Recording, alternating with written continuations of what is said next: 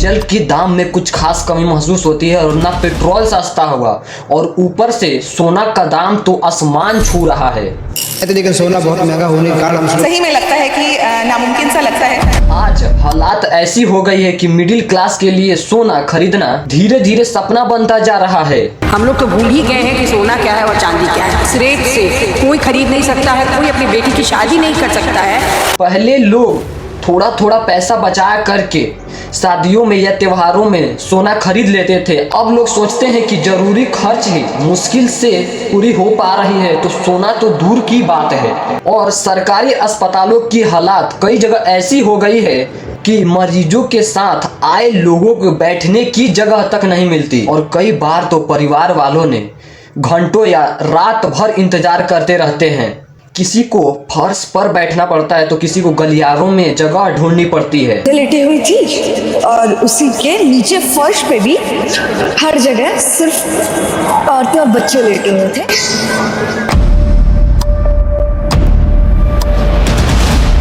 नमस्कार दोस्तों, मैं सितांशु। इमेजिन कीजिए अगर आपको या आपके घर के किसी सदस्य को अगर अस्पताल जाना पड़े तो क्या आप बिना टेंशन के अस्पताल जा सकते हैं? अगर कल आपकी नौकरी चली जाए तो क्या आपको इतना भरोसा है कि आने वाले 6 महीने में हमारी घर अच्छा से चल सकती है? अगर इन सवालों के जवाब आपको एक पल भी सोचना पड़े तो आप समझ जाइए हम सब की जिंदगी एक ही जैसी है। हम सब की जिंदगी बाहर से देखने में बिल्कुल ठीक ठाक लगती है, सामान्य लगता है, लेकिन असल में अंदर ही अंदर बहुत सारे लोग चिंता में डूबे रहते हैं। बस यही सोचते रहते हैं कि खर्चा कैसे चलेगी, कैसे कटेगा महीना।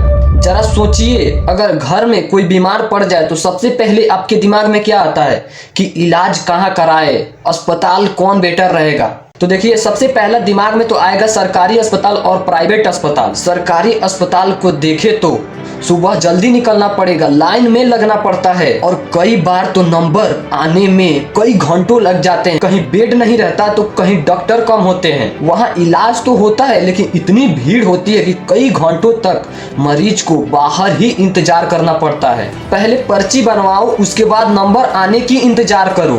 मरीज और उसके परिवार वाले बस यूं ही बैठ जाते हैं यही सोच करके कि डॉक्टर थोड़ा जल्दी देख लेते। अगर प्राइवेट अस्पताल जाते हैं तो वहाँ सुविधा तो होती है, डॉक्टर भी रहते हैं, इलाज भी टाइम से होता है, लेकिन एक और सपना बढ़ जाती है मिडिल क्लास के लिए कि कितना खर्चा होगा, दवाइयाँ और जांचें की कितनी बिल बनेगी। सब मिलाकर इतना बड़ा खर्चा हो जाता है कि मन डर जाता है। अब रोजमर्रा की जिंदगी की ही बात कर लेते हैं। महीनों की शुरुआत में जब हम बाजार जाते हैं तो लगता है कि जिन पैसों से पहले अच्छा खासा सामान खरीद लेते थे अब उतना सामान नहीं आ पाता। सब्जी, तेल, दाल यानी सब कुछ का रेट धीरे धीरे महंगी होती चली गई है। पेट्रोल या डीजल भरवाते समय दिमाग में तुरंत हिसाब चलने लगता है कि इस महीने कैसे कटेगा खर्च, कहां कहां से थोड़ा थोड़ा पैसा बचाना पड़ेगा कि घर की रूम रेंट दिया सके। घर का किराया भी धीरे धीरे बढ़ते जा रहा है और बच्चे की पढ़ाई,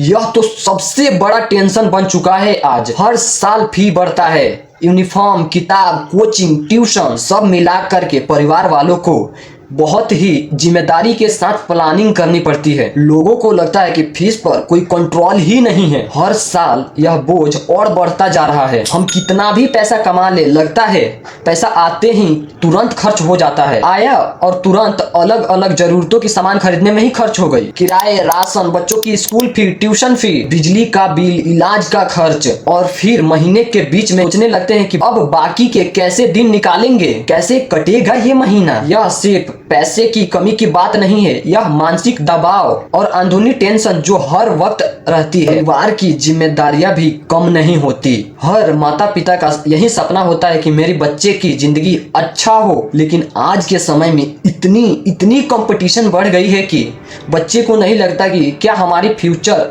सेफ होगा या नहीं। अगर नौकरी है तो भी मन में सवाल रहता है, यह नौकरी कितनी पक्की है, कल क्या होगा। अगर कल नौकरी चली जाए तो क्या करेंगे, फिर रास्ता क्या है। इसलिए बहुत लोग बाहर से कितने भी शांत हो लेकिन अंदर ही अंदर वो सोचते रहते हैं क्या सब कुछ ठीक चलता रहेगा।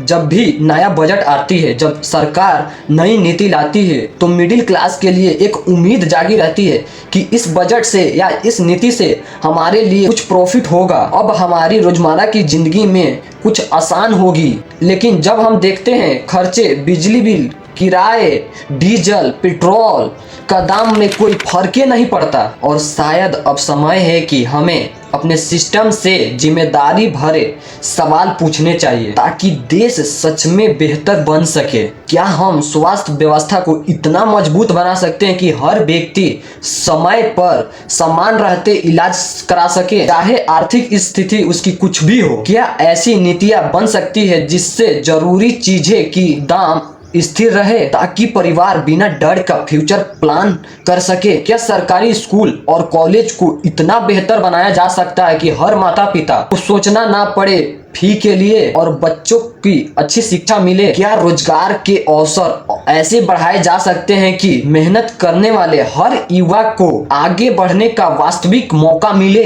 सिर्फ उम्मीद नहीं, भरोसा भी। और सबसे बड़ा सवाल, क्या हम एक ऐसा माहौल क्रिएट कर सकते हैं जहां विकास का मतलब बड़े आंकड़े नहीं बल्कि हर घर में होने वाली सहजता और सुरक्षा हो? क्योंकि एक विकसित देश वही होता है जहां नागरिक जीते नहीं हैं बल्कि सुकून से जीते हैं, जहां मेहनत का फल मिलता है, जहां अपॉर्चुनिटी बराबर होते हैं और जहां भविष्य को लेकर भरोसा होता है। शायद बदलाव का शुरुआत बड़े भाषणों से नहीं बल्कि ऐसे ही ईमानदारी सवालों से होती है जो हम सब मिलकर पूछते हैं और मिलकर जवाब खोजते हैं। मैं सच में जानना चाहता हूं कि आपको सबसे बड़ी चिंता किस बात की रहती है? इलाज का खर्च या रोज बढ़ती महंगाई या एजुकेशन खर्च या फिर नौकरी का डर? कृपया नीचे कमेंट में जरूर लिखिए। हो सकता है कि इस कमेंट पर नेक्स्ट वीडियो बन सके, क्योंकि जब हम अपनी बातें, अपनी अनुभव एक दूसरे के साथ बांटते हैं तब भी हमें असली तस्वीरें समझ आती है और शायद तभी हम सब मिलकर किसी बेहतर रास्ते के बारे में सोच सकते हैं। शायद हम सब अलग अलग घरों में रहते हैं लेकिन चिंताएं एक जैसी ही है। अगर हम समझेंगे, बात करेंगे, तभी समाधान की दिशा हो बनेगी। देखिए, वीडियो इन्फॉर्मेटिव लगी हो तो लाइक एंड सब्सक्राइब जरूर कर दीजिएगा। अगर वीडियो में कुछ गलत लगे तो कमेंट में जरूर लिख दीजिएगा ताकि मैं अपने आप को और इम्प्रूव कर सकूं और इंडिया को बेहतर बनाने की कोशिश करते रहूं। जय हिंद, जय भारत।